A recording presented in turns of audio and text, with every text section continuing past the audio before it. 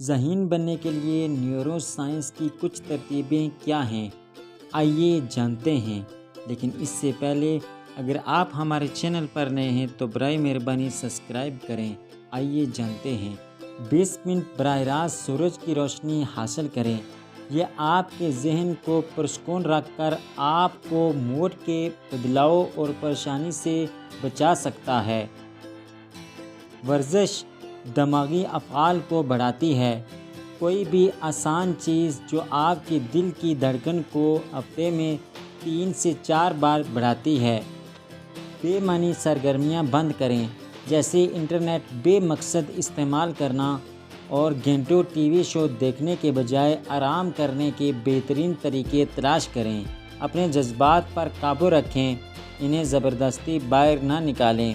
اس کے بجائے اس بات سے زیادہ آگاہ رہیں کہ کون سی صورتحال کا رد عمل اور کیوں ہوتا ہے۔